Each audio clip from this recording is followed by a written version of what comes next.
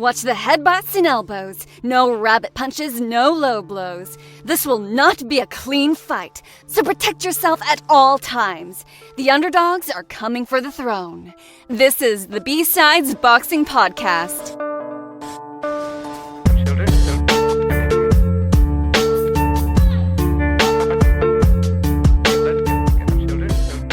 Crazy. It is kind of crazy. You somehow are making it work. Yeah. The trick I've found is for the odd time zone, like for Ultimate Casual.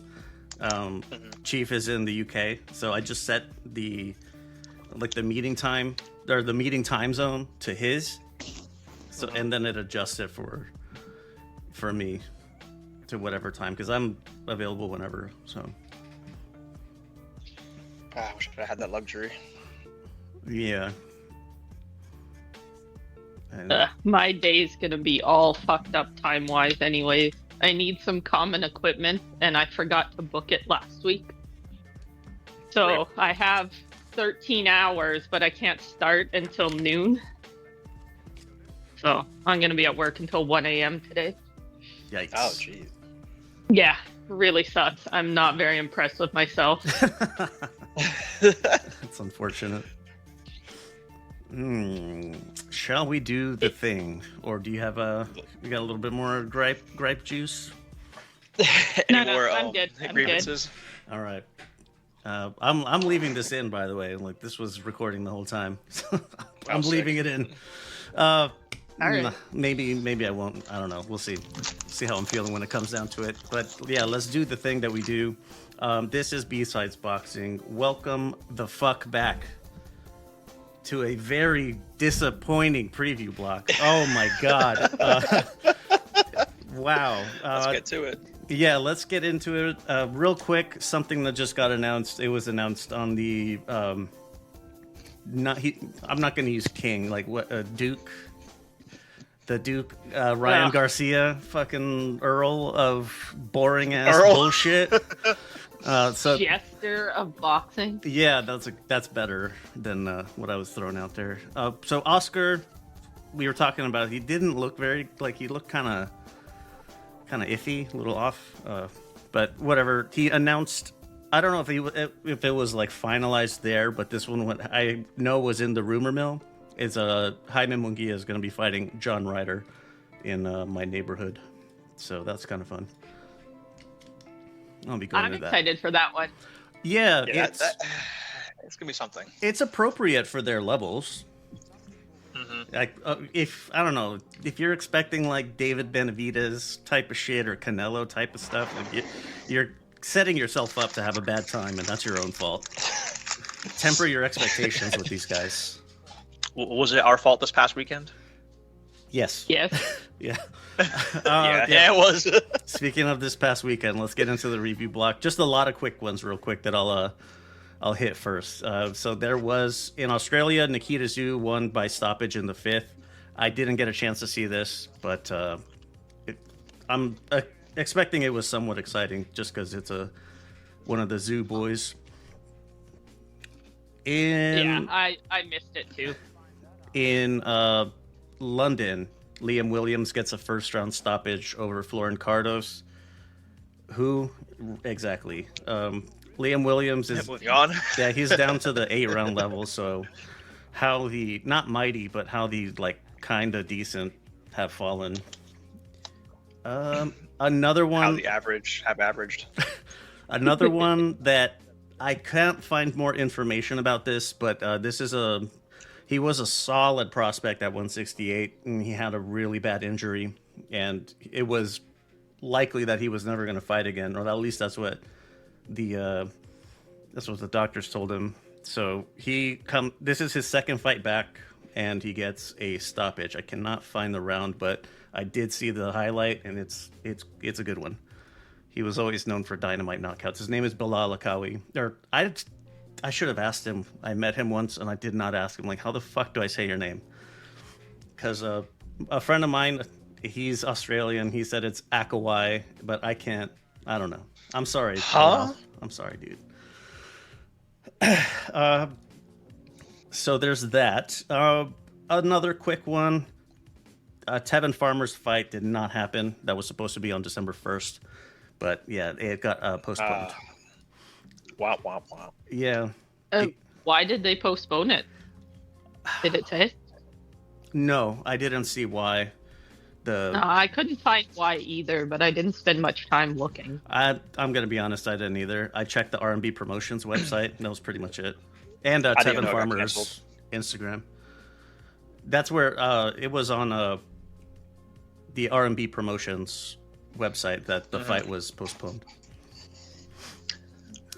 Date to be determined. Oh, didn't make too much noise apparently. No. Do we want to hit the matchroom card that was in Ireland, or do we want to go the Brits boxing? Yeah. Well, I gotta take a chance to. Don't call them Brits.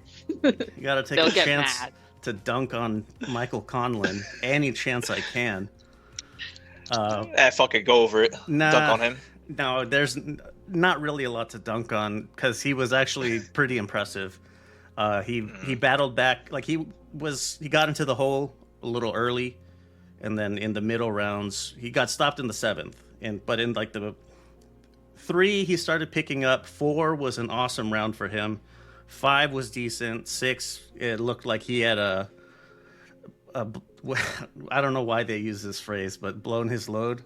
Fucking pause. Smash that pause button. People use it, and I don't. It's funny to me every time because I'm fucking 13 in my brain. Use it. It's funny. No, it is. Tired afterwards. So, yeah, he was. Wait, one more time? Should not have once more. What was that? I said boys get tired after they blow their load. Oh my lord. This is a spicy episode today. Yeah, I guess. B-sides after dark. You're jumping ahead a whole week. I am, but just because there's not a whole lot else on this card that I want to talk about. Okay. Because Lewis Crocker. I thought Jordan Gill looked really good. He did. I hadn't seen him before this, but it was it's a pretty good performance. Honestly, Conlon did impress me. Gill's fought on DAZN a couple times, and the last 2 fights he has looked noticeably better than the first couple fights I saw.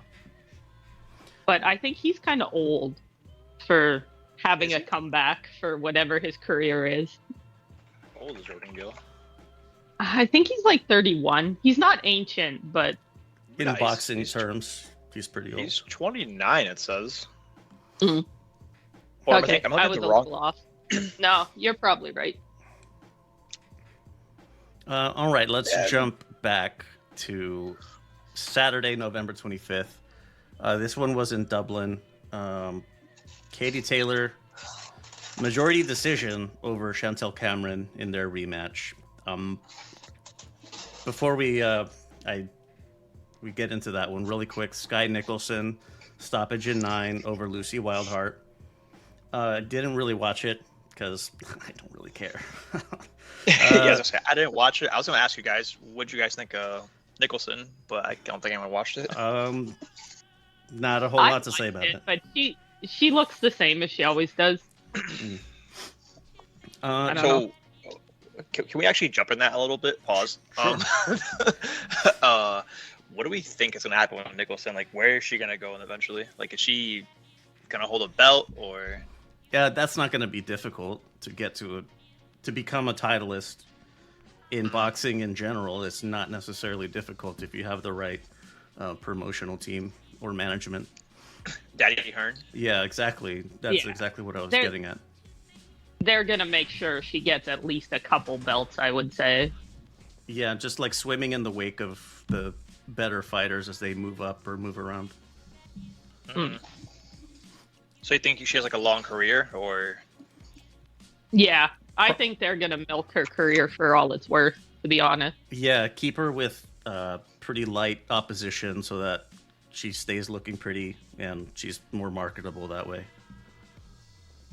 It's unfortunate because she's not terrible. She's not a terrible fighter.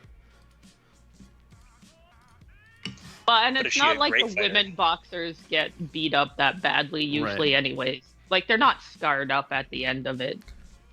Cuts usually happen Yeah. from headbutts, if at all. I realize now that the Belfast card with Conlon, I had that one tagged to go fast because there wasn't a whole lot to talk about on it. But it's the same one with this one. Gary Coley split decision. It was scrappy, I guess. So there's that. I'm not sure Coley did enough to win. I don't know. Not much more to add. Yeah. Whatever. I Hometown guy. don't like Gary Cully. They're really trying to market him, and I don't think he's that good. He's not. His last fight was a loss, as we all know, to a guy that's like 10 years, 15 years older than him, 6 inches shorter than him. Absolutely ridiculous. When you have that much of a physical advantage, there should be no doubt that you're going to win. Very little doubt, I suppose. That's probably what the promoters thought as well. Yeah. And well, look at what happened. He almost dropped the ball here as well. So, whatever. He's an Irish fighter. Naturally, it's in Dublin, so that's what's going to happen. Yeah. Katie Taylor, majority decision, over Chantel Cameron. Did she? It was a close fight. Yeah. Like, I'm not mad. I'm not either. I don't agree with it, but I'm not mad about it. It's not bad. What do you guys think? Like, should have been a draw or? Draw at best for Taylor. I think Cameron did enough. I mean, one I don't of the know. judges Honestly, agreed. I did score it. So. I stopped scoring a long time ago. It's an exercise in futility, and it's just you're just frustrating yourself because like you have a score that's completely fucking pointless. It's not gonna do anything. And then when the judges give some bullshit, and you're looking at your numbers, your numbers can do absolutely nothing to change that.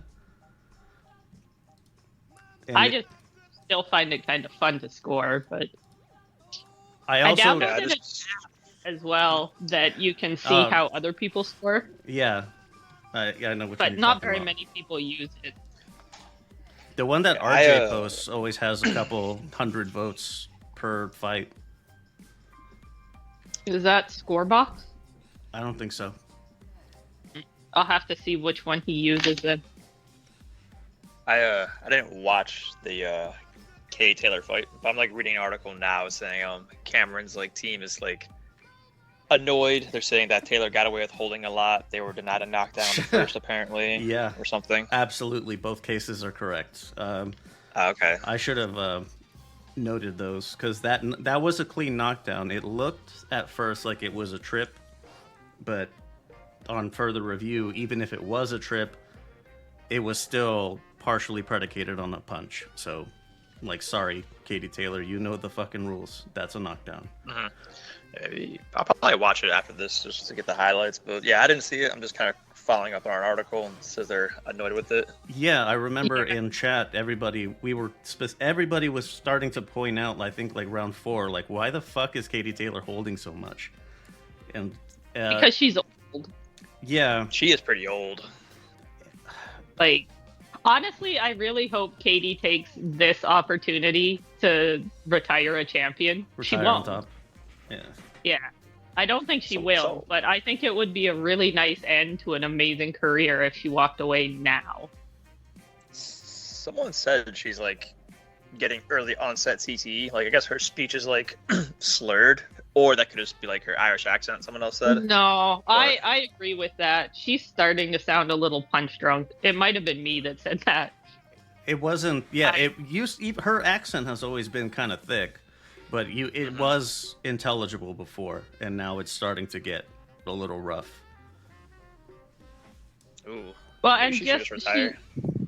the way she talks is just a little different too. Like the words she chooses and stuff. It's very Irish. Yeah, but it's always been very Irish, but now it's a lot simpler. Yeah, hopefully her team tells her like, hey, hang it up. I was Not in a bad way either, but like, yeah, you've done all you can. 2-time undisputed, 2 weight class undisputed. I mean, what more do you want? Well, and Yeah, she like got boxing made legal for women in Ireland. Yeah. Like, yeah, that's it. Trailblazer for Trailblazers. Yeah.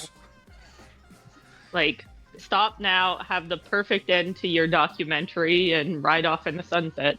Go do Why you speaking still have your engagements at women's or girls' boxing academies. Open a gym or two. Yeah, open a gym. Oh, enough about her. Yeah. I thought she was trying to use like the Andre Ward approach, where you hit 1, 2, 3, maybe 3 times, clinch up, and then before you get broken up, you break up yourself and you do some hitting on the way out. That's what I thought she was trying to do, but yeah. Katie Taylor. Yeah, please stop. You know who shouldn't stop? David Benavidez. No, sir. Some quick notes. Vito Melnicki gets a stoppage in 1 over Alexis Flores. No surprise. Michel Rivera, UD over Sergey Lipinets. That one was kind of rough to watch. Lipinets is definitely done. It's unfortunate. He was always one of those hipster's choice kind of guys. Jermall Charlo. That was a terrible fight. Terrible fight. I'm not sure how that was scored 100-90 or 99-91. That's not to say that Benavidez was awesome, but because he fucking wasn't. But still, he was better than that. Not a whole lot. I don't have a whole lot of hope for Jermall, given what we just saw. But something that we were pointing out in chat afterwards was in the post-fight interview, the quick one right after, he looked very emotional and not in a good way.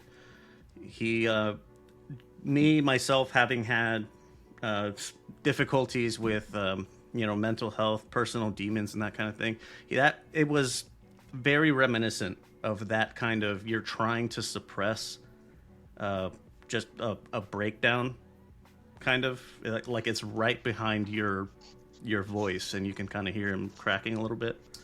You saying he was like on like the verge? Yeah, yeah, looked like he was gonna break down for whatever reason, which is unfortunate.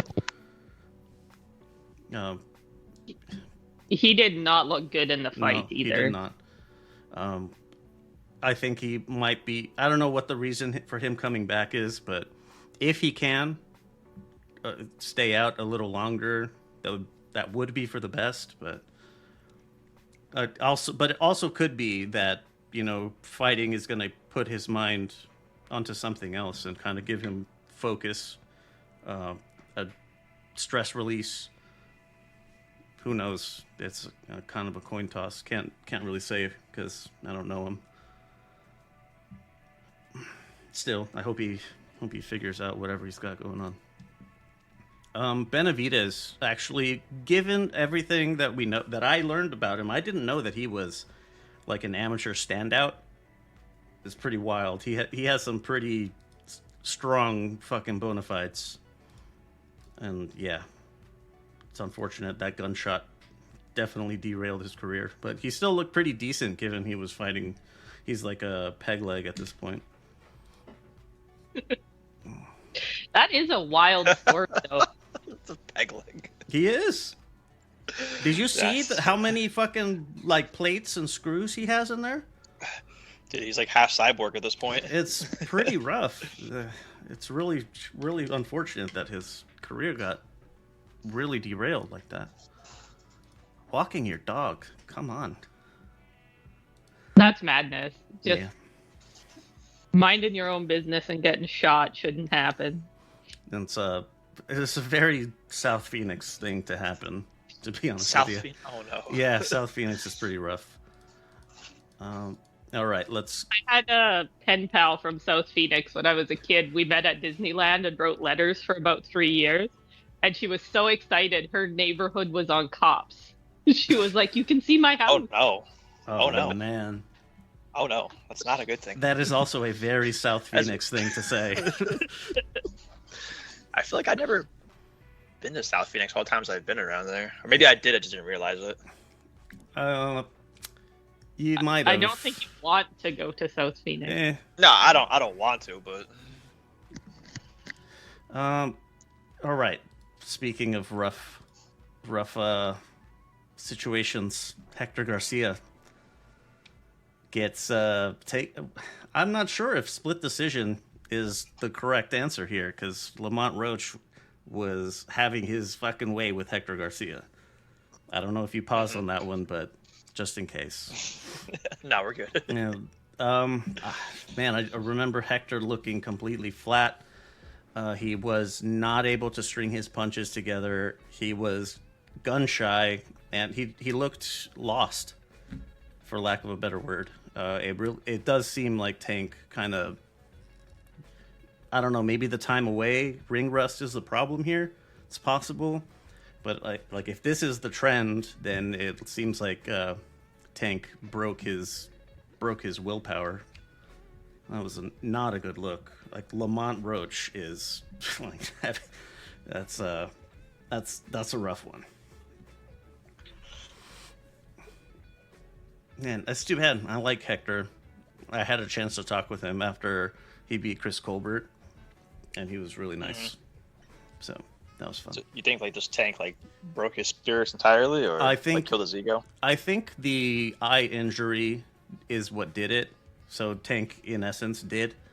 Because like those, I don't know, man. Like a detached retina, losing sight in your eye completely for a temporary period. Yeah, I mean, it'll make you not want to box anymore. Yeah. Honestly.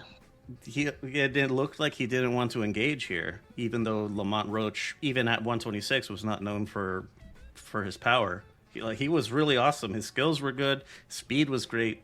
So it's unfortunate that we're talking about him more than we are, or less about him than we are about Hector. Right. But so yeah, Hector. I hope he, whatever it is that he's got going on, I don't know. Maybe take a page out of Ugas's book and walk away before it's too late.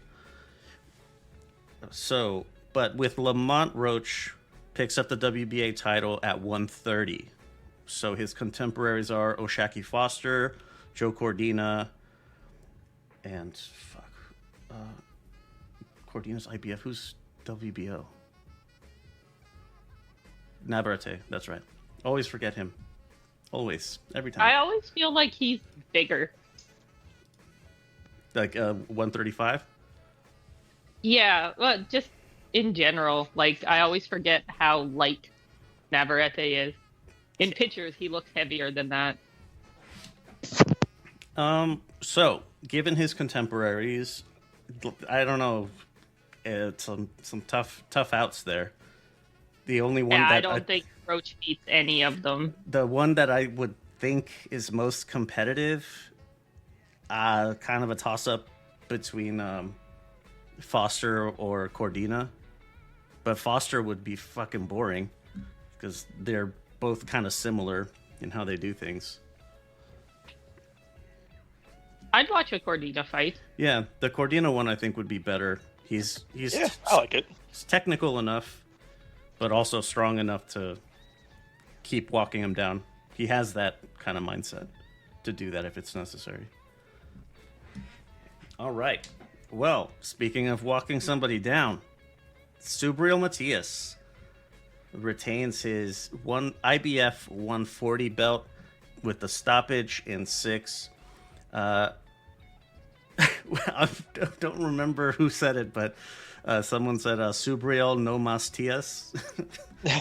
So, it's beautiful. Dude, the name is fitting though. That kid's a problem. He is. I think what is this, like his 6th in a row of Yeah, it was crazy.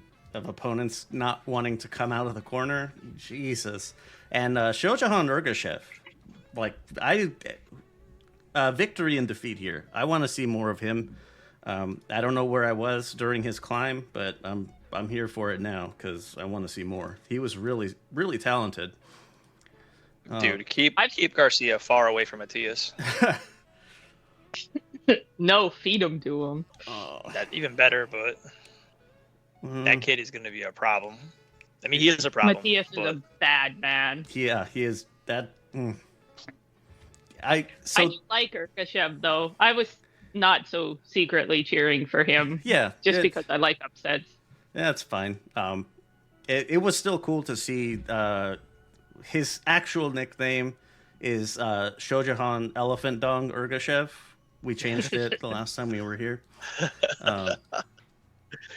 He definitely impressed me. I didn't know anything about him coming into it, like I said. So there are still great fights that he can make. Maybe we could do a side piece about what's going on at 140, because there's a lot of awesome fights that are coming into play there. Oh yeah. So Matias, his contemporaries is Romero, WBA, WBC is Regis Prograis, IPF, and WBO, Teofimo. That's right. Ooh. So that'd be a spicy one. Teofimo would be fun. That would be a firefight. Matias, anybody would be fun. Like Raleigh, come on. This one's for Barroso. He would bully Raleigh so hard. It would be really bad. I don't think Raleigh comes out after 3, to be honest with you. And that's pretty generous. That would be a short fight. For sure. Something that somebody was pointing out was that why are they not playing up the Puerto Rican angle with him? He is no shit the best Puerto Rican fighter right now, and he is amazing to watch. Very entertaining. I don't know why they're not playing that up. Does he speak Spanish? Yeah. Yeah, he has a translator most of the time. I don't know. That's a good point. Yeah, I didn't realize he was Puerto Rican. I don't know where I thought he was from, but I didn't realize he was Puerto Rican.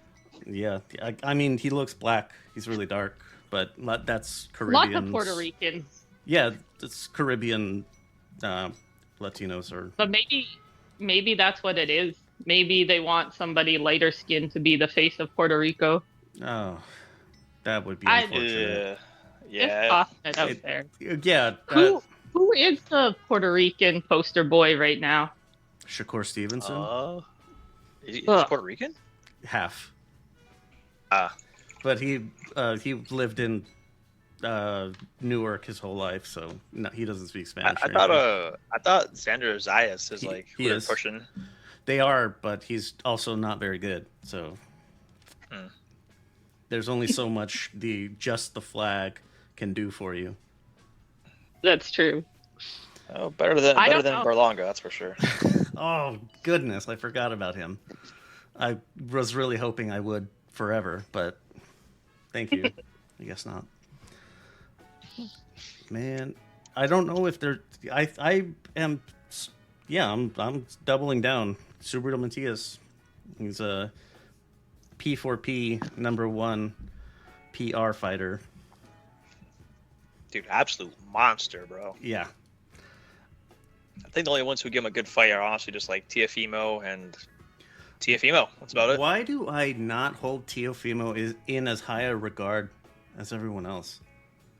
I don't rate him to beat Matias or even make it difficult.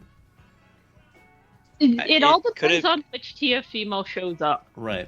I was gonna say, could it be his sloppy performances from just like Cambosis and Sandor Martin? Because for Josh Taylor, he showed up. He definitely put on a show for that one. Showed up for Lomachenko.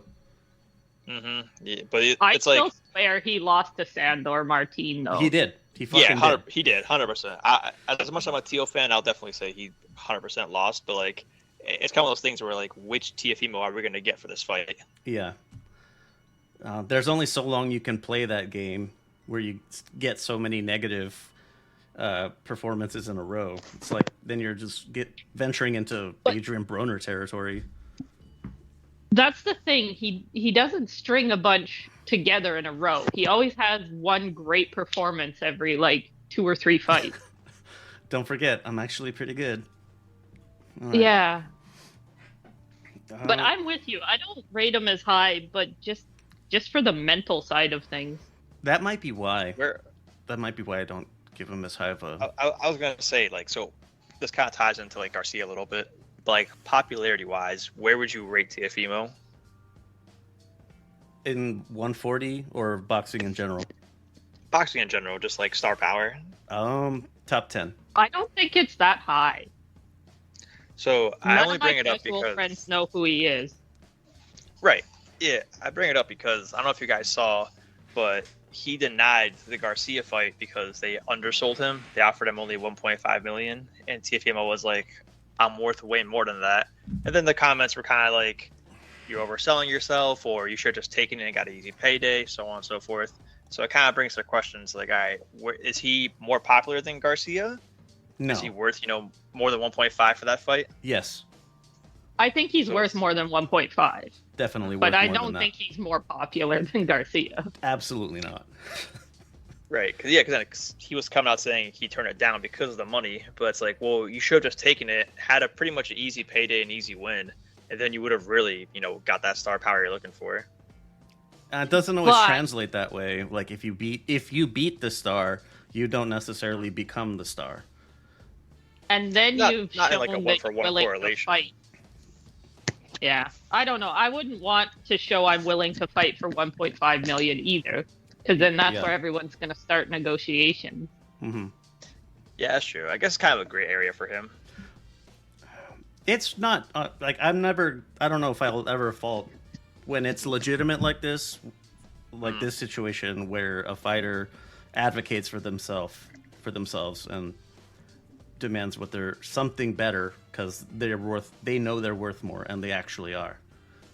Mm-hmm. Not like Benavidez-Andrade, who we'll get to in a second. Oh yeah. who definitely overvalued himself, which was not at all helped by Eddie Hearn giving him like $35 million to get knocked down by Alontes Fox. Poor soul. Right, poor soul.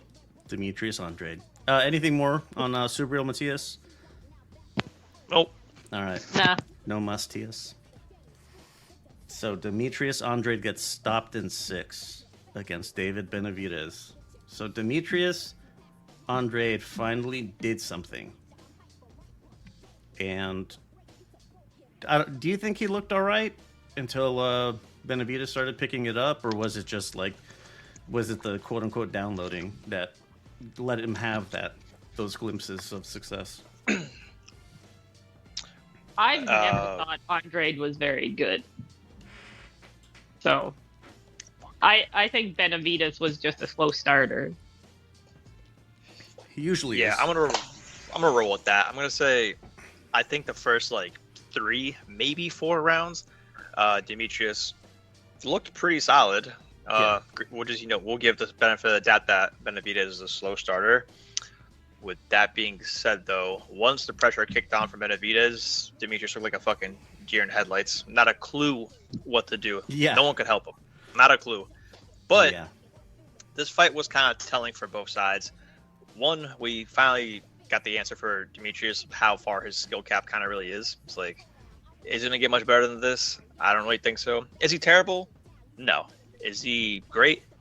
Also no. Just very above average. Yeah, he's but for Benavidez, for Benavidez though, we saw when he starts getting pieced up, and a high guard, he just stands still, and someone like Canelo will probably tear that apart. So I think it was kind of telling for both sides. Yeah, Andrade was having good success with body shots, and Canelo to the body is, it makes you uninsurable by most company standards. So, right, and just if Benavidez is gonna just stand still and freeze under pressure, what's someone like Canelo who will pressure you? It's you're just a punching bag at that point. And I know they're both pressure fighters, so like when they both collide, it's going to be who gets the better outcome. But Canelo can play off the back foot as well. So if he does allow Benavidez to lead, he can still set traps for him. Yeah, I like Benavidez. I think he's fun to watch. But I might say this wrong, or I'm just using the wrong terminology, but I don't think he has like great fight IQ or ring IQ. If that makes sense. Like I think he just has good power and good pressure and output. And his size advantage.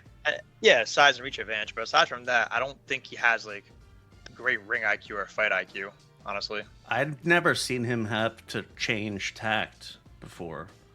Obviously because he's undefeated, but still, like with Plant, where he was having some trouble for the majority of the fight, he didn't change anything. He just kept doing it until it worked. And like, how do you do that against Plant? I'm not saying he's one-dimensional, but Canelo's far more multifaceted than Caleb Plant is. Exactly. So yeah. It's like, what adjustments can you make? That's the thing. Like, what else can Benavidez do? Like, he Right. seems like very one-dimensional. Like, he just knows pressure and output. But what happens when your pressure gets like outmatched and you're getting clipped? And I don't think Benavidez Sr. is the kind of guy that's going to be able to plan for that. Like, if you look at Diego Pacheco, they're kind of giving him the same. They're building him from the same mold. I'm not. I guess because their physical dimensions are so similar. Yeah, I feel like their defense is very one-dimensional. Like their footwork and their head movement and all of that is not very good going backwards. The defense is to stand there in a guard. I think something that commentary, like whenever they have a retired pro as an analyst, they always talk about people not training for things because they never have had to do them before. The key one they always mention is being knocked down. So, like, if you never train for that, what are you going to do when that happens? So, like, Benavidez has never had to fight on the back foot before. What's he going to do if Canelo decides to put him on the back foot, which is a possibility? So then, with that being said, do you guys still think that Canelo is actually ducking Benavidez, or we kind of all see now that like he thinks that fight's not worth his time? Column A, column B, a little bit of both.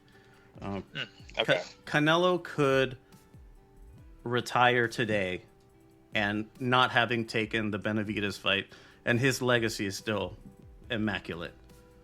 Untarnished. Yeah, Benavidez could not get the Canelo fight and continue his career, and it's still going to be very entertaining and very successful. I'd still like to see it, though. Of course, absolutely. Without a doubt, I want to see that.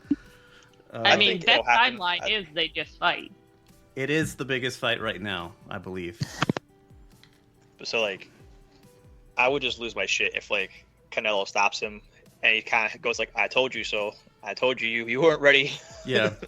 Sit down, boy. I would absolutely lose my shit, dude, if Canelo does that.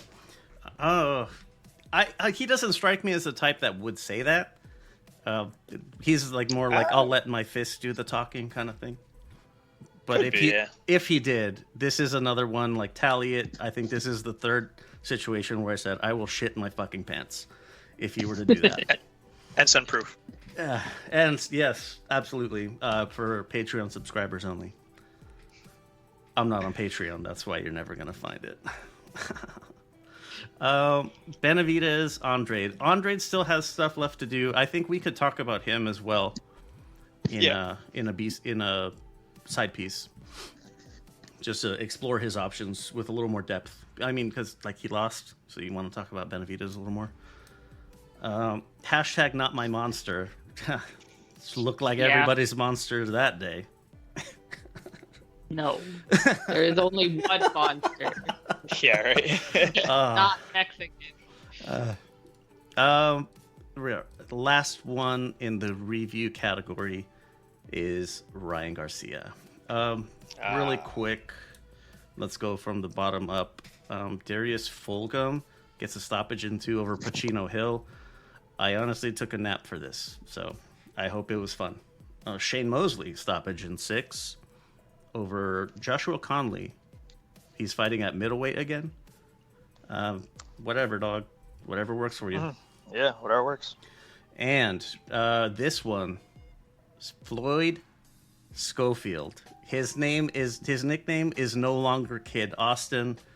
This is the official name change. It's Magnum Unit. Floyd Magnum Unit Schofield. What? Why? Do I need a copy in Mantis Toboggan here? I dropped my monster condom from my Magnum dong. Gosh, it's never funny when you have to explain it. I watch too much TV. Floyd Schofield. Kid Austin's a stupid fucking nickname. Especially because he's from like San Antonio or something. And his name is obviously not Austin. Ridiculous. What the fuck? Yeah, who on his team said, "Yeah, man, that's a sick name"? Yeah, I would like to hear the backstory on this, so I can have more context to say that's San Antonio's too loud or too long, so they just chose a different city. Pick the street you grew up on. I don't know. What school did you go to when you were in kindergarten? Fuck, there's other things you could have picked. Bro, he has probably way too many yes men. Like descriptor, like Kid Dynamite or Kid Flash or Kid Chocolate. What's up, Kid Chocolate? That's kind of crazy. Smooth like chocolate, and because he's black or Cuban, Afro-Latino. Fair enough. But it's yeah, better than Kid Austin. I don't know of many things. Ammo Williams could use Kid Austin. Like because that's his fucking name. But I'm not going to rant on young Mr. Schofield's nickname anymore. Because he's now Magnum Unit. He's definitely a fucking unit. Yeah, that was really awesome. Bro, that was... I don't know what I was expecting, but it was not that. I was really thinking this was just another fucking hype job. Just another... They're putting him in here with nobodies so that he can just style on them, get a highlight, and hopefully you get on ESPN or something. But yeah, this guy's fucking talented. Really talented, really fast. Something that I did point out, he got 4 knockdowns in the first round. It was waved off after the 4th one. At no point did it seem to me that Lopez, his opponent, was ever really seriously hurt or bothered. He just seemed, every time he was getting up, he just seemed more frustrated than he did buzzed or anything. Just what it looked like to me. So, but I don't know. Yeah, I've never been punched by Floyd, so. He wasn't very wobbly at any point, but 4 knockdowns in a minute and a half, you kind of got to call that fight, I think. Yeah, I think that's what the 3 knockdown rule is kind of supposed to be for. Not not for people who can kind of rig it and trip you and make it look like a knockdown. But yeah, this is definitely a mercy call there. Let me spare you the embarrassment, Ricardo, because this is not going to be good for you. 135, another pretty solid contender. But it also seems like 135 and 140 are heating up. 140 is heating up, while 135 is already pretty hot right now. Do you think he breaks into the A level? He's really young still, isn't he? Yeah, it's too soon to tell, honestly. 1 moment. Let me pull this up. Give me 1 second. I'm getting a phone call. BRB. It's Floyd calling him. Like, hey, I don't like Magnum Unit. Please stop. They call me Kid Austin because it was my dad's nickname or something. Okay, so he's 94th according to BoxRec. So pretty much everybody in that neighborhood not gonna have any idea who that is. He is still only 21. Like, I think Oh, he's he's gonna got be time. really good, but I don't think he's ready for the top 5 right now. Does he beat Gary Coley? Yes.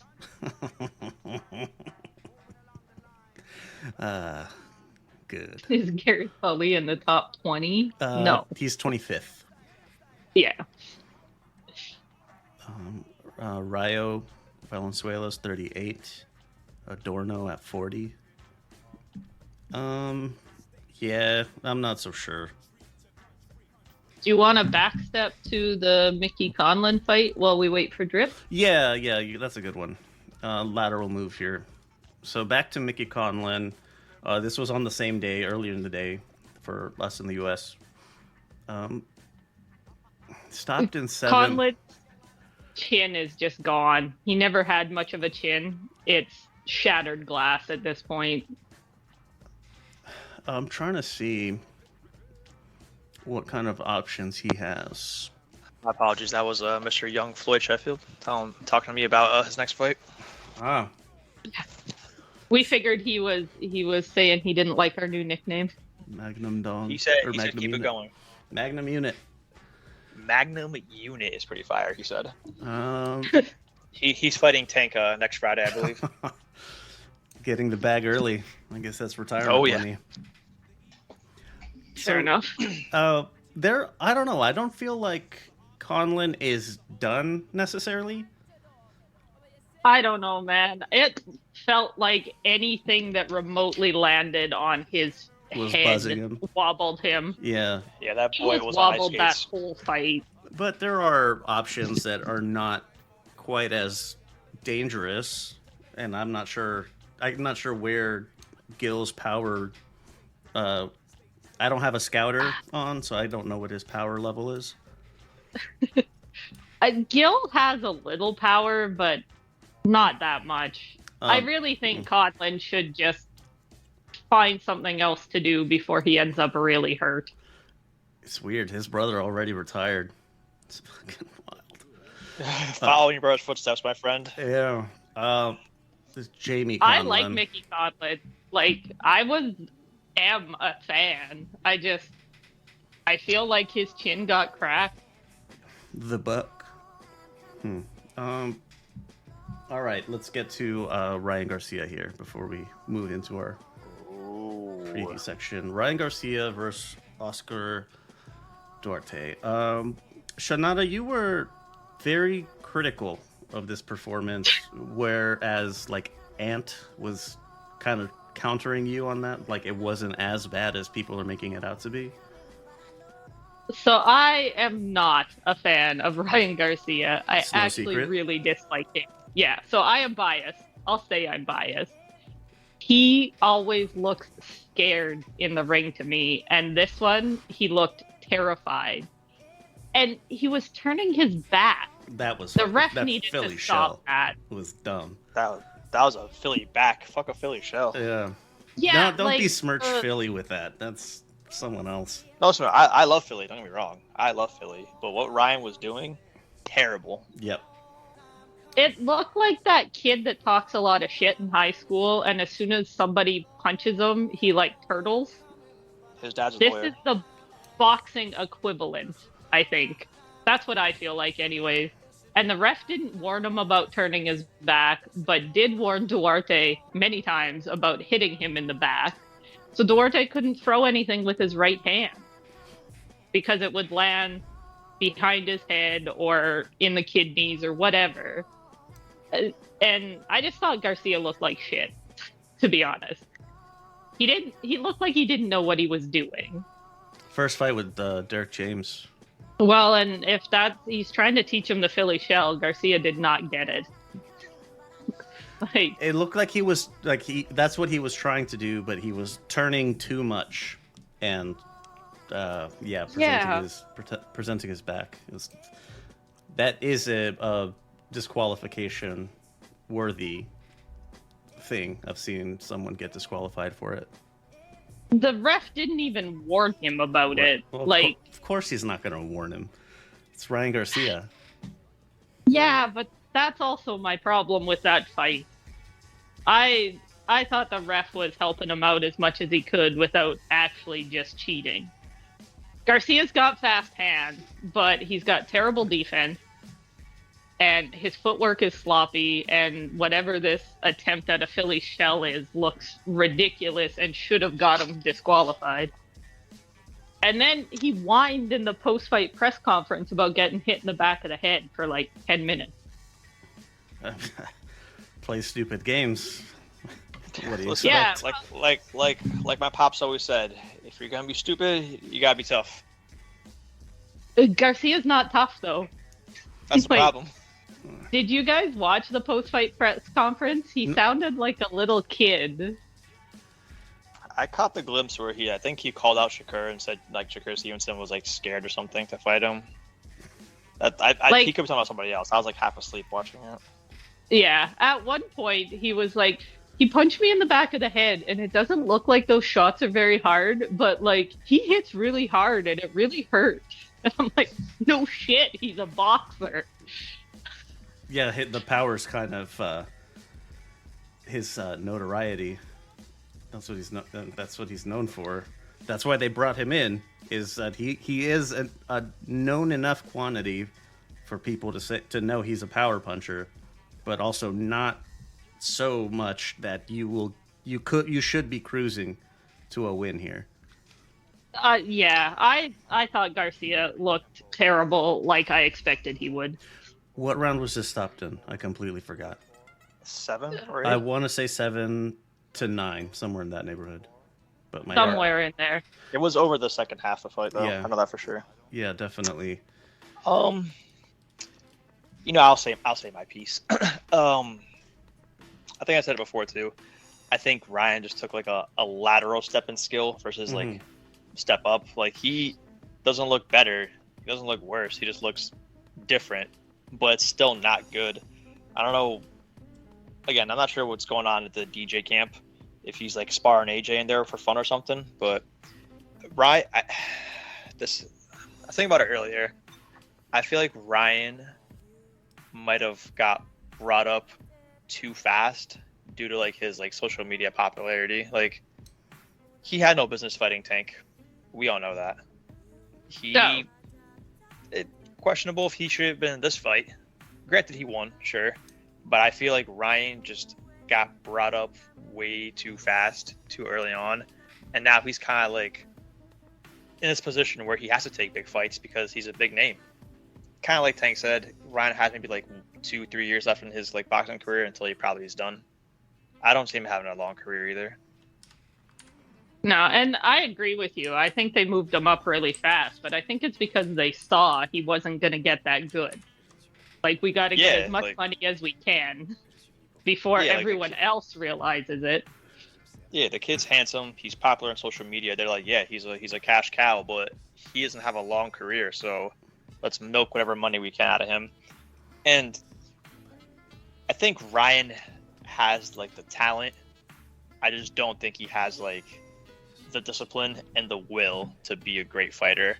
Like, again, what was the reason for him to be there with Tank? He knew he wasn't going to beat Tank in a fight. He knew he was going to lose. His team knew he was going to lose. But when you're in that position where you got brought up too quick, like, you can't just keep fighting cans when you're a big name like that. You have to like have like equal or higher level competition to keep your name up. Yeah, so put him against the biggest name that'll fight him. And, he lost to a great fighter. It's fine. Yeah, I don't hate Ryan. I don't think he's like the brightest bulb in the shed. I don't know where his career stands. I don't think it stands very long. But he maybe gets like a few more big fights, and then I'm sure he retires before he's 30. There's other people who deserve those fights way more. It annoys me. I mean, like you said, like he just looked terrified the entire fight. He always looks scared in the ring to me. Like, Is it just his facial expression? Nah, I and- think he's just scared. The way he fights, he looks scared. He doesn't want to get hit. I'm sure in his head he's like, if they fuck up my face, there goes whatever retirement plan I had. Like, My moneymaker is. Actually, yeah, I just Ruined. saw he was saying some bullshit that he wants a rematch with Tank because he wasn't like 100% in that fight because of like his rib or something. And it's like, here we go, dude. Like, Come you're gonna lose the on. rematch also. You know you don't want that fight. We know you don't want that fight. Your team, your parents, your brother, your daughter probably knows you don't want that fight. Like, I don't know. I don't hate Ryan. I just probably would never watch another Ryan fight for what it's worth. I could take it or leave it. I'll still watch just because I'm an addict. But I'll hate watch Ryan fight. I'll always hate watch Ryan fight. It's like, I think we went over it briefly, like over chat. I don't think there's anyone really in the top 10, like at 140 he beats. Like besides maybe who did I say? Bunch of I people gotta said Google it. Rolly. so going down the top 10, we got This Is Box Rec, so whatever, grain of salt. Teofimo at number 1. Prograis. Nope. Prograis number Nope. 2. Richardson Hitchens at number 3. Possibly. I would say Nah. yes. Possibly. You think? I think he would. Okay. Arnold Barbosa. I didn't know Yeah. he was still active. Yeah, I'd say he probably beats Barbosa. Then Ryan at number 5. Matias at number 6. Oh, yeah, he wins by Not a chance. knockout against Matias. Not a chance of that one. Jose Ramirez at 7. Nope. Antoine Russell at 8. He's still Russell's fighting? pretty washed. I didn't think he was still fighting, honestly. This is Yeah. a different one. Gary Allen Russell is the oldest. Gary Antoine Russell is the younger one. He's only 27. Oh. Okay. Wow. Oh. They're all named Gary, so I hate that. That's sick. just go by their middle names. I just go by their middle names. So Antoine, he's the 140. Mm. I think Antonio is 122 or something like that. I hate when parents do that. George Foreman. Is Catterall on that list? All right, number 9 is Michel Rivera. That's a solid, strong maybe. Mm-hmm. More than likely. Sandor Martin is number 10. No. Martin schools him. You think? Yeah, Martin would. Yeah, 100%. Oh yeah. He gets I dropped don't on the think cards. Garcia plans anything. Yeah, I don't think. Gabriel Valenzuela. Valenzuela beats Ryan Garcia too. Yeah. Mhm. He's the one who got the win over Steve Spark in Mexico for the Ryder card with Canelo, and it was a kind of a questionable decision. Lindolfo Delgado, I don't know him that well. Can't really say. Jose Pedraza at 13. He's old as Possibly. fuck. Oh, Yeah, I can see man, that. we're the same age, dog. Watch your words there. Yeah, I know. We're I we're know that. 29 and a half. Yeah, 29 plus. I would say probably just Pedraza's been in wars. He is on the older side for boxing, so. Mhm. I don't know. Pedraza, if he catches him though, and Ryan's defense is garbage. Because he keeps his head on the line and sticking straight up like a big bullseye. Like I the think wacky- Pedraza could spark him. I think you he's think? still got enough power and timing. O'Hara Davies. Ooh, I don't know about that one. I don't know who that is. As a British guy. That's about all you need to know. They don't Richard have With a Catterall on that last list? name for a first name. Catterall's at 18. What? Yeah. What? Really? That's Elvis That's Rodriguez at 16. I think Elvis Nope. beats. I don't Garcia. think so. No, definitely not. That's your hate talking there. Maybe. Elvis but is I not would very love good. To see it. Brandon Lee Sorry, Raleigh nah. or Ryan loses to Brandon Lee.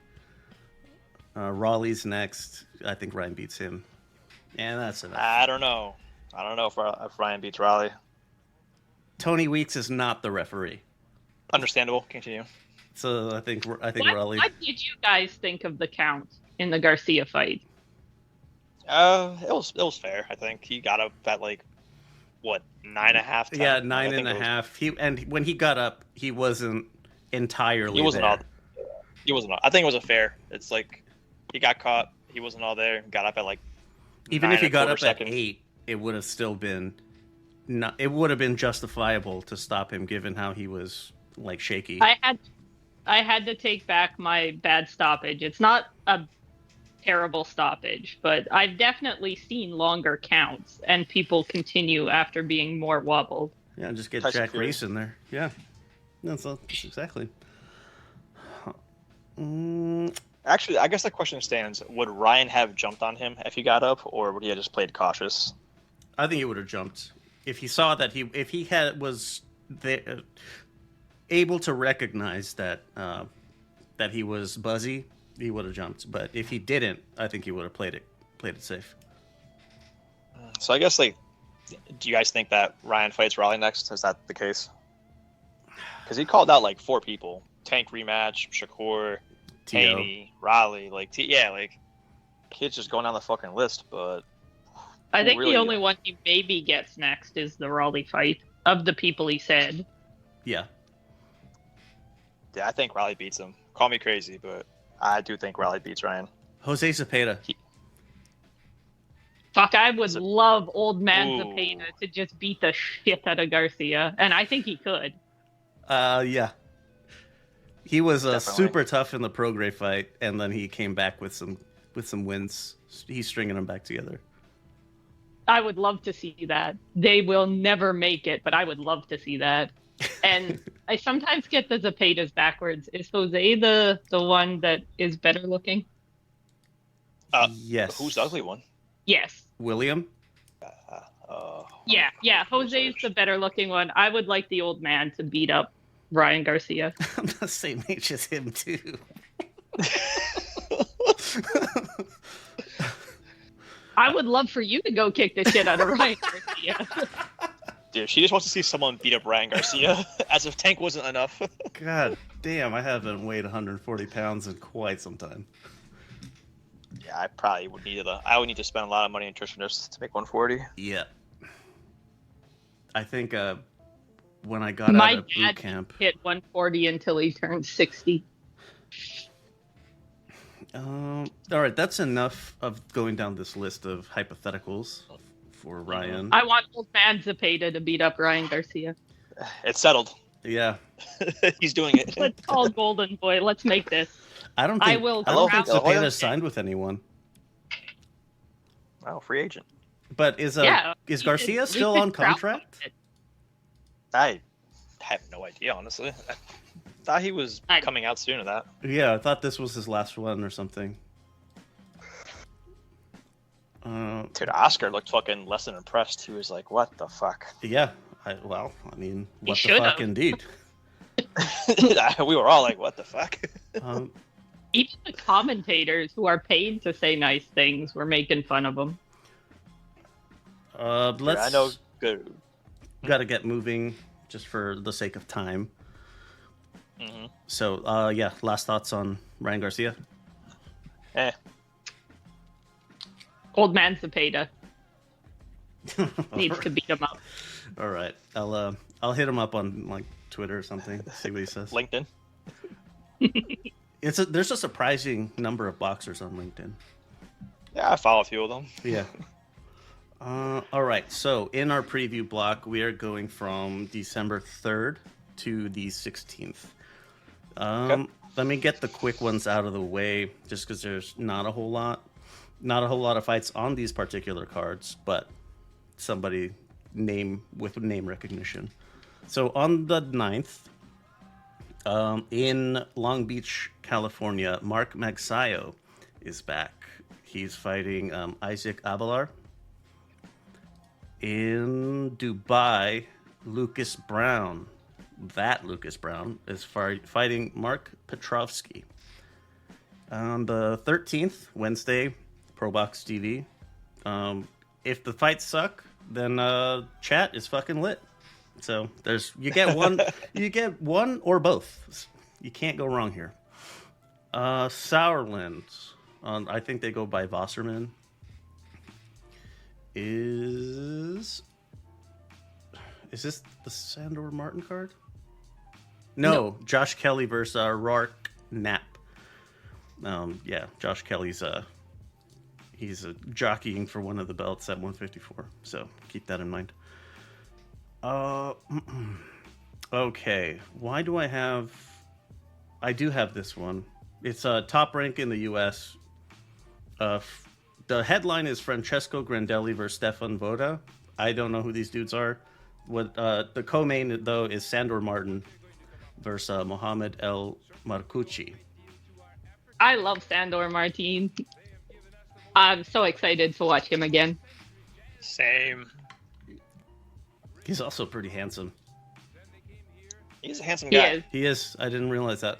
I just checked. But yeah. His Instagram is also just him going around to different European football clubs. And likes. Yeah, he gets to meet the players now because he's semi-famous, and that's all his Instagram is him shaking footballers' hands. Dude, so honorable. Yeah, I think he's doing exactly what I would do. Like if I had any level of fame, is meeting other famous people. Like, hey, your stuff is pretty cool. It's great. I love it. So he has 3 losses. Alexandre Lepele. That was it's a points loss. There were no judges, just the referee was keeping score. So he lost that one. Yeah, it's I think I don't know if the US does it, but I know the European commissions do. If like the fights that are lower on the card, they don't have a panel of judges, they just have the referee keep score. Oh no. Since he's like right there anyway, so you know. I've seen it a few times, and I don't think it's fair to the fighters or the referee, to be honest. Steve Gray is the one that I know mostly because he's a ref or a judge. Sometimes he's both. I don't know. I don't think you can do a good job of both things. You can do one. Lost to Anthony Yiggett. Gross. Can you dig it? No. No. And then lost to Teofimo. I'm so sorry. Yeah. I don't think he lost to Teofimo. I don't think that was correct. But yeah, That Sandor fight. Martin on the 16th. Very exciting. Yeah, that's good. That's good stuff. All right. One that I want to spend a little bit more time on. Mark D'Angelo Garcia versus Jonathan Almacen, I'm going with. These are Superflies. This is the co-main event for Del Sol Promotions card that's going to be in Phoenix on Friday, December 8th. I'm going to be... Hey, there we go. Yeah, I'm in the building. So I'm actually... Once I saw that Micky Scala was on this card, I was like, fuck, I have to go. Micky Scala is a really awesome 154 prospect. Still really young. He's a local kid doing good, so I'm really happy for him. He's fighting Jonathan Godoy. So 6 rounders, which is I'm surprised that he's still at the 6-round level. He's really good. He's really good. Considering it's like a Floyd Schofield a little bit, where he seems like he's better than the level he's at, and it's kind of weird that he's not progressing as much as you'd hope. He is also only 21, though. Yeah. I believe he was a professional fighter before he graduated high school. Oh, that's pretty sick. Yeah, I know Vito Melnicki was like that too. Or Hajime no Ippo vibes. Not Melnicki, somebody who is part of his crew, like part of his gym that goes around with him. But yeah, Micky Scala. I'm not sure. I'm not too familiar with Godoy, so I can't really speak on him. But definitely going to be having a side piece this week where I'm going to delve into Micky Scala in a lot more detail because he is somebody to put on your radar. I saw him a few years ago on an untelevised portion of an undercard. Just beat the fucking Christ out of the other guy. It was pretty rough. And yeah, like afterwards, he had for an undercard guy, like untelevised, he had the arena pretty full. It's pretty surprising. But Is this fight televised? Do you know? I'm sure that there is. Not seeing one. I'll check with the I don't know if the American guys do it, but the small cards here in Japan, they usually stream them on the promoter's website. Yeah, I know of other, like Korean sports do the same thing for outside of Korea. I don't know. I'll ask, and I'll see if they have anything. Because I definitely like. It's Friday night. I mean, it's not like we're going to be conflicting with something else, which is great. Thank you, Del Sol, for that. There's other local cards in Phoenix, and they're always on Saturdays. And I fucking write to the promoter dude. I'm like, hey, his name's like Robert or something. Like, what the fuck, man? I want Do better. I want to go to this, but I'm not gonna fucking like skip Anthony Joshua versus Deontay Wilder for you. What the fuck do you think? Like, what do you think this is? Who do you think you are? Yeah. But Tokyo has Thursday night fights, which I'm okay with. Baseball on Saturday. All right, let's keep moving here. On December 9th, in San Francisco, Regis Prograis is defending his WBC 140 title versus Devin Haney. Two fights on the undercard I wanted to point out. Andy Cruz of amateur fame versus Giovanni Strafone. This is Andy Cruz's second fight, and he debuted at a 10-rounder. It's pretty wild. He seems to have adapted to the pro style of fighting very well. I know that a lot of amateur standouts, it takes them some time. And Liam Paro versus Montana Love of Clothesline Steve Spark. Montana Love is back? Yeah. He's fighting what for the hell? WBO Global Super Lightweight instead Get of him the fuck up out of here. What? Yeah, it's the global title, the world title, and they're not, like, how are those not the same thing? But bro, he globally sucks is what he is. Hey, let me take this moment to remind you, Raz could have been there for the clothesline, but he didn't fucking go for no valid reason. No valid reason.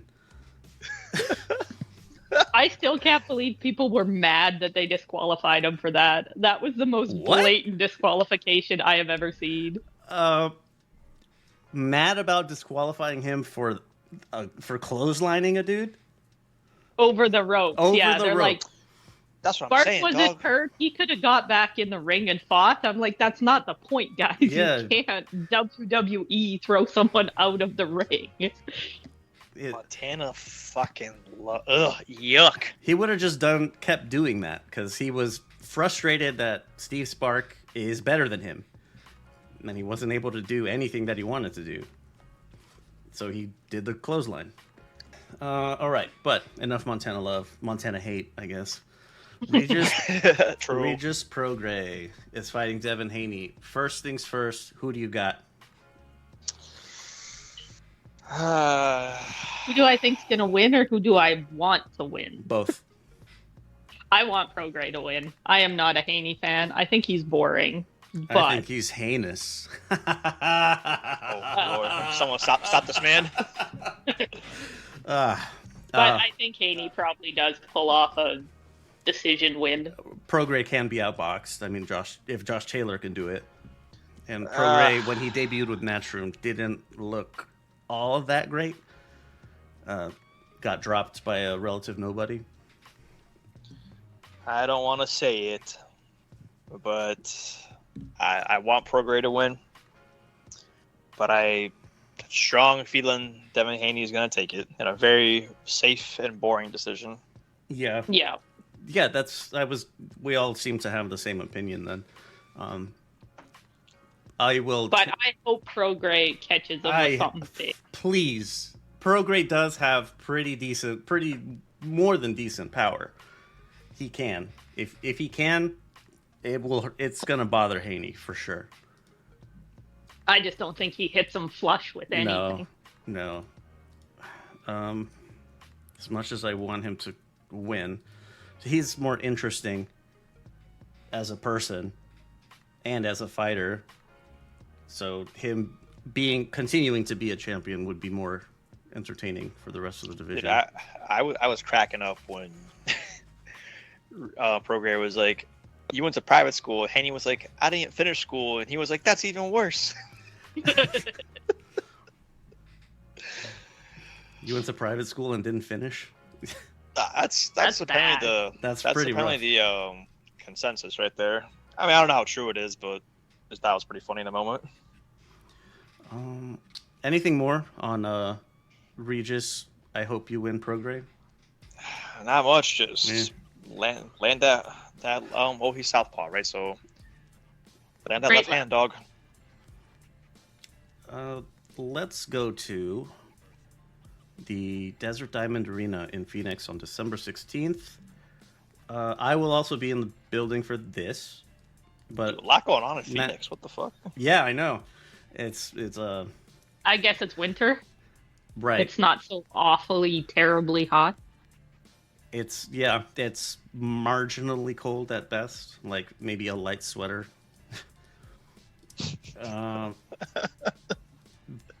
Light sweater, come on. Meanwhile, I'm wearing a fucking parka over here in the mornings. Yeah. I actually envy you. I love snow so much. Dude, come to Philly. All right, so this one I'm not in the press section. I already got rejected. I'm gonna be in the stands. I got a ticket for this. Good stuff though. Murodjon Akhmadaliev, you know him as MJ. He is back versus Kevin Gonzalez. I believe this is an eliminator for one of the titles that he just lost to Tapales. And even if he does win this in spectacular fashion, he has no fucking chance of beating #mymonster. The real monster. Inoue fucking wrecks this dude. But Akhmadaliev is a pretty solid operator. Like, Uzbeks seem to have a pretty similar boxer-puncher style. It's just the spectrum is, do they lean more to puncher versus more to boxer? Like MJ is more of a boxer, like Ergashev is more of a puncher. So that's kind of fun. But Is Bektemir Uzbek as well? Bektemir Melukuziev is Kazakh. Now I'm just being racist. Triple G. Central Asians. And main event. Adalia. He's fun to watch. Yeah, he is really good, just unfortunately not good enough. Given what the Nobody's good enough to beat Inoue right now. What the pinnacle of the division is. So main event is a UniFlycation flyweight fight. WBO champion Jesse Rodriguez versus IBF champion Sonny Edwards. I want to throw something at Sonny Edwards. I'm Some not. advice or like something physical. Yes, both. Okay. I don't want to. I don't want to throw anything at him. Just he kind of bugs me because he's like, it's working. He's playing the fucking like Billy Joe Saunders type of mouthing off. My man. That style of heel, it fucking gets to me. Yeah. Yeah, I'm with you, Leo. I can't stand him either. I mean, he's like, respect the skills. He's a really good boxer for sure. I'm not saying he isn't, but God, I would very much like for Bam to beat him. And then Sonny Edwards can complain on the microphone that it was hometown cooking, even though Bam's from Texas.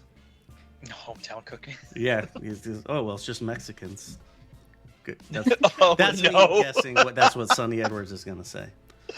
Some mouthy shit like that. Yeah, Ask for exactly. Mexicans. That type of mouthy shit is like, yeah. I mean, it's not entirely wrong. I think Rodriguez wins. Yes, of the two, they're both really technical, very athletic styles. But what Sonny lacks that Jesse has is power. Yes, they're flyweights, so they make whatever joke you want. But relatively, for them, Jesse has power. Sonny Edwards does not. Jesse has been tested, has heart. He fought through like 7 rounds of a fight with a broken jaw. That was crazy. That's fucking wild. And I don't think the few fights of Sonny Edwards I've seen, he has not been tested like that in any way. So does he have heart? Maybe. Maybe. I guess we're gonna find out, because I really do think that Jesse can walk through whatever Sonny throws at him. Yeah, I'm expecting Rodriguez knockout, to be honest. Wow, that's stronger than I was going for. I was thinking a decision. I think he can do it. I've been wrong before, but if you don't make bold predictions, you never make. Yeah. You're never amazingly right either. Safe predictions don't make headlines. Exactly. If that's the case, Jesse Rodriguez wins by clothesline. He's not going to be disqualified. Sonny's going to be disqualified. That's a bold one. Anything more on these two? This is where I start playing taps, because the final Showtime Championship Boxing card ever. Oh boy. It's actually. It's not even that good. I think it's actually pretty good. I think so, but who knows? Let's see, Morel, Colbert, Morel's- yeah, I can't pronounce his fucking name. Valenzuela. Valenzuela, there we go. So from the bottom up, we have JC Martinez, the WBC flyweight champion, Angelino Cordova. I expect first thing that they're going to ask the winner of both of those fights, of the Bam and Sonny fight, and then this one, which is probably going to be Martinez. They're going to ask them about the other one. Martinez is a lot like Navarrete in his approach, so that's kind of fun, I guess. Mm-hmm. I don't know Angelino Cordova, so I can't really say one way or another. I feel like there's 2 Cordovas, and he's not the one I'm thinking of. Co-main, Chris Colbert versus Jose Rayo Valenzuela. Lightweights. This is a rematch. I don't remember what card it was, but Chris Colbert won a close decision, and Rayo was not happy about it. I like Valenzuela. Yeah. I hope he wins. I don't have anything in particular against Colbert. Is he the one who always wears Muppet skin trunks? He's definitely a character, put it that way. He always has like very color coordinated everything. And Like, they're paints- always fluffy though, right? Like it Not looks like always. he's skinned Rover or Elmo or not every time, He's but got often. he's yes. got some drip to him. He's got some drip. Oh, spoken from the professional himself. He's got a little drip. We'll say that. I do enjoy his style Yeah, clothes wise, but I think that Valenzuela's more exciting as a fighter. yeah. I mean, it's a classic boxer versus puncher situation. It's close the last time. Should be close this time, unless Valenzuela does something to put Colbert on his bike, which can happen, has happened. It was unfortunate seeing Hector Garcia beat up Chris Colbert so badly, just because it killed the Colbert persona.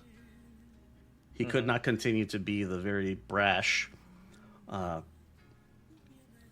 confident, bordering on arrogance kind of guy. He owns a chicken store. Yeah? He has a fried chicken store somewhere. I think it's in Brooklyn. Okay. Nice. Primetime chicken. I'm gonna be there on the 16th actually, so I'll check it out. And main event, David Morrell is fighting Sina Agbeko.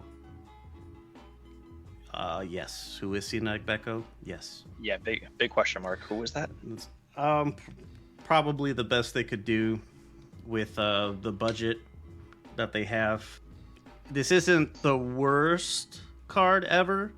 It's definitely better than the one that HBO limped out on, but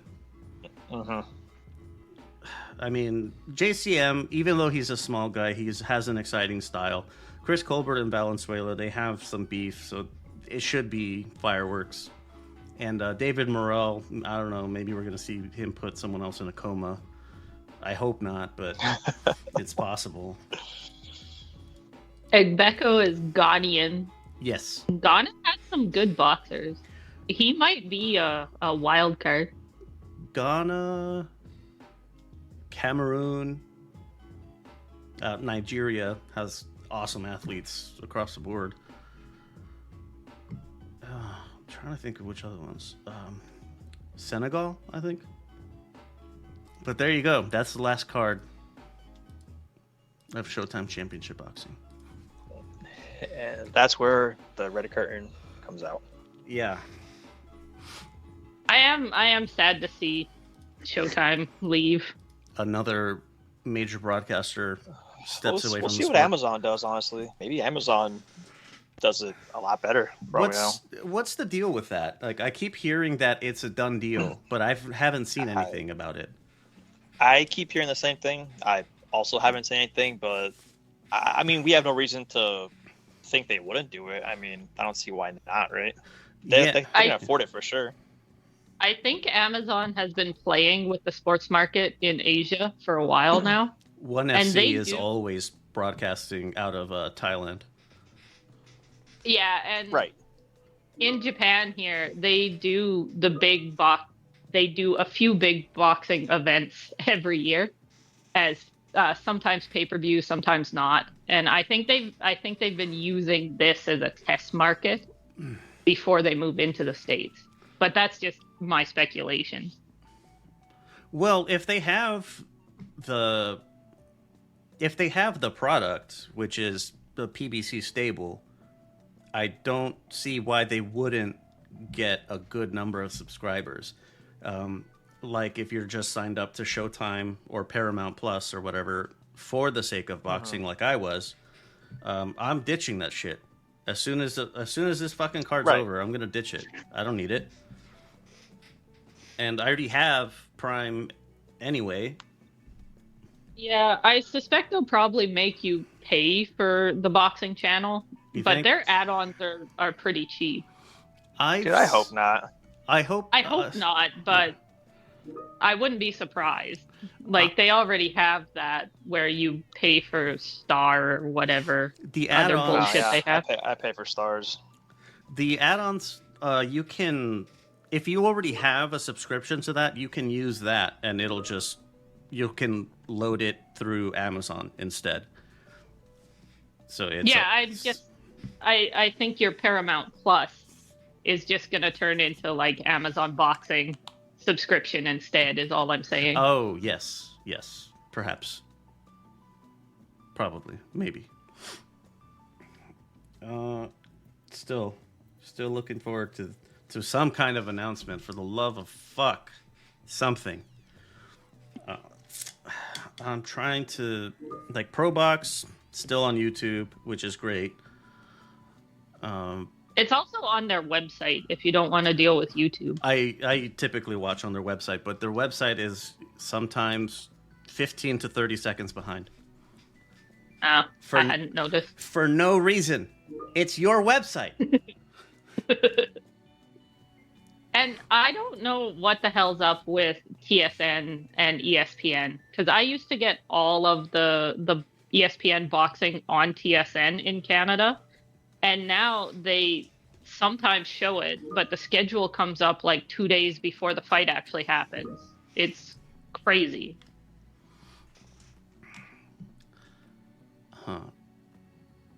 They could move to ESPN or DAZN. I honestly don't give a shit where it goes. Please, for the love of whatever, do not make it its own streaming platform. Mm-hmm. Oh, God. It's like cable all over again. Fuck We're me. back in full circle. We have come full circle. Please put it just somewhere that already exists. Amazon, a lot of people have Amazon Prime already, so, I mean, that's a good... it's an easy market to break into. You just present it on the sports page like everything else. ESPN, built-in audience. DAZN, same thing. Like, in the U.S. at least, that's what... boxing is what keeps it afloat. Because I don't really have a whole lot of interest to watch darts. No. It does seem like you Americans kind of get screwed with the zone because in Canada it has all the NFL and MLB games. For us, what the fuck? You can pay for the NFL package and you get all the games, but it's an extra cost. Mm. Unless they changed it in this last season that I've been in Japan, it was part of the base package in Canada. They have, outside of the U.S., they have a lot of good broadcasting deals. But either way, we will watch with great interest. Yeah, we will. Okay, let's get ourselves wrapped up. Network shit. We mentioned ONE FC, Ultimate Fucking Casual, if you want to go hear about. MMA, Muay Thai is what we talk about there most. Hard Shelled Tacos, we're recording tomorrow. Progressive Patriots, for politics stuff, we're recording tomorrow and Wednesday. And Ookie Spooky stuff, if you're into tarot, astrology, and all that shit, you can... Ookie Spooky Stuff is the name of the show. There's a daily release for your... the spirit guidance you need, I guess. However you want, whatever the fuck you want to call it. I just think the artwork's cool, so. You do have cards. I've been mostly following on Instagram, but the cards are cool. Yeah. Internet stuff is, if you could please, interacting with social media posts helps give them more visibility, which in turn highlights whatever show it's referencing. But what would be most helpful is rating, reviewing, wherever it is that you listen to this. Please. Yes, please. Thank you. I love you. I'll give you money. Whatever. Huh? Social handles, LVX Media Net on everything. If you can't find it, I'm not on it. Contact options, lvxmedia.net is the website. Hit the B-Sides boxing button. Can't miss it. It has a boxing glove on it. You go in there and there is a phone number, email address. The phone number you can text or call, anonymous, unattended. Email address, self-explanatory. So there you go. Merch is, lvxmedia.net/shop. The drip collection. Yes, sir. And I think that's it. Parting words. Any plugs? No plugs, but just some phrases. The chicken parm is in the oven. Nothing good happens after midnight, so stay home. And tomorrow's Get It Back Tuesday, so that's a pretty good thing right there. So today's hashtag Monster Monday. Yes. Almost over. Yeah, Monster Monday. Almost over for us. Yeah, that's right. long gone for me. I am pushing 8 p.m. over here, close to it. All right, if there's nothing more, then that's going to do it for this episode of B-Sides Boxing. Thank you very much for listening, and we'll see you next time. See y'all later. Bye. Bye. Hey, one last thing before we get out of here. The song taking us out today is Ji-eun's Favorite by City Girl. The album is Siren of the Formless. As the founder of the City Girl Sycophants United Club, I do have to give the disclaimer that we're not endorsed, but we're fucking fighting for it, and we're going to get it. So yeah, if you want to check out more, go to lvx.at/city. Support an artist and go buy some shit.